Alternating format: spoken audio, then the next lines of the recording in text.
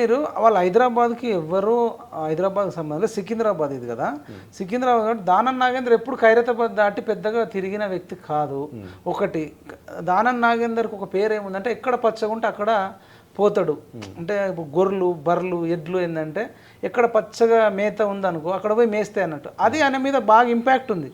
ఆయన మీద పార్టీలు మారే వ్యక్తి అని అంత అదే ప్రభుత్వం వచ్చినాక కూడా ప్రజాభవన్కి వెళ్ళి ఒక 20-30 మంది వెళ్ళి యాదవులు వాళ్ళు వీళ్ళు వీడు మా భూమి లాక్కున్నాడు వీడు కబ్జా కూర అనేది వాళ్ళు పెద్ద ప్రొజెక్ట్ చేసిర్రు. రేవంత్ రెడ్డి కూడా పార్టీ మారినోడు రాజీనామా చేయకుండా మారితే రాళ్లతో కొట్టి చంపాలనే వీడియోలు అప్పుడు ఇప్పుడని అంటే ఇక్కడ ఆయన క్రెడిట్ ఆ వైడల్లో వచ్చినా వీడు పంజాబ్ గుట్టలో థియేటర్ కాడ బీడీలు పట్టేటోడు బీడీలు అమ్ముకునేటోడు అని చెప్పేసి గతంలో రేవంత్ రెడ్డి అన్న మాటలు దానం నాగేందర్ క్రెడిబిలిటీని మొత్తం దెబ్బతీసినాయి. మరి బీడీలు పట్టేటోని ఎందుకు తెచ్చుకున్నావు భూములు కబ్జాలు తెచ్చుకున్నాను ఇట్లా ఆయన అసలు పోటీల్లో లేడు. హిందువులు అనేటోళ్ళు చాలా తక్కువ మంది వేసారు దానం నాగేందర్కు. ఆయనకు ముస్లింలు ఓట్లు వేసిర్రు.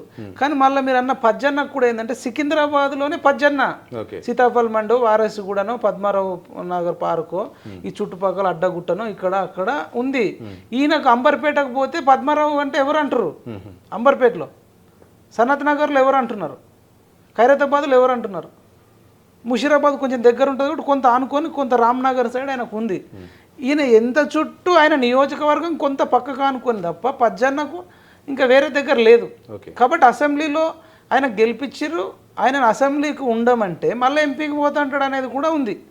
ఈయన ఇప్పుడు ఓడిపోయినా నష్టం లేదు ఇక్కడనే ఉంటాడని అందరికి తెలిసిపోయింది. దానం నాగేందర్ తెలిసిపోయింది. వీళ్ళు ఒకవేళ ఓడిపోయి ఉంటే మీరు అన్నట్టు పద్మారావు ఓడిపోయి ఇప్పుడు ఎంపీగా పోటీ చేసి కొంత తిరిగితే కొంత ఉంటుండేనేమో. ఇంకొకటి ఏంటంటే కేసీఆర్ పార్టీ నుంచి గెలిచినా ఒకటే గెలవకుండా ఒకటే అనేది పబ్లిక్లోకి వెళ్ళి ఇప్పుడు పజ్జన్నకు ఉన్నది ఎవరు? మొత్తం అన్ఎడ్యుకేటెడ్ ఎడ్యుకేషన్ అంటే పెద్దగా చదువుకోని వాళ్ళు స్కూల్ డ్రాప్ అవుట్ అయిన వాళ్ళు తర్వాత కొంతమంది ముస్లిమ్స్ అంటే వాళ్ళ వ్యాపారం చేసుకునేటోళ్ళు ఎటువంటి రాజకీయ పరిజ్ఞానం లేని వాళ్ళు మాత్రమే పజ్జన్నకు ఉన్నారు. మాస్ క్లాస్ ఒక ఎడ్యుకేటెడ్ ఒక టీచర్ని అడిగితే అసలు ఆయనకి ఎందుకు వేయాలి? ఆయన ఆల్రెడీ ఎమ్మెల్యే కదా. ఈయన వల్ల రేపు బై ఎలక్షన్లు వస్తాయి కదా. ఎడ్యుకేటెడ్ అనేటోడు ఒక్కడు కూడా బీఆర్ఎస్తో లేడు. ఎడ్యుకేటెడ్స్ అనేటోడు ఎంప్లాయీస్ అనేటోళ్ళు చదువుకున్న వాళ్ళు పేపర్ చదివేటోడు కూడా దాదాపు కాంగ్రెస్తో కూడా లేరు. ఇప్పుడు వీళ్ళు నమ్ముకున్నది ఒకటే ముస్లిం ఓట్లను నమ్ముకున్నారు. అది పెద్ద మైనస్ అవుతుంది. తద్వారా కిషన్ రెడ్డి గారు చేసిన పనులు కూడా పిఎంఆర్ టీవీ ఛానల్ ద్వారా ఆయన ఒక 20,000 మందికి ఉపాధి శిక్షణ ఇప్పించిండు. అవన్నీ మేము బయటకు తీసిన తర్వాత కొంత ఆ నెగిటివిటీ తగ్గింది. అన్నిటికి మించి ప్రతి ఒక్కరు కూడా మేము మోడీని చూసి ఓటేస్తాం అనేది కూడా వెళ్ళిపోయింది. సికింద్రాబాద్లోనే ఎక్కువ ఉంది మోడీ అవా. సో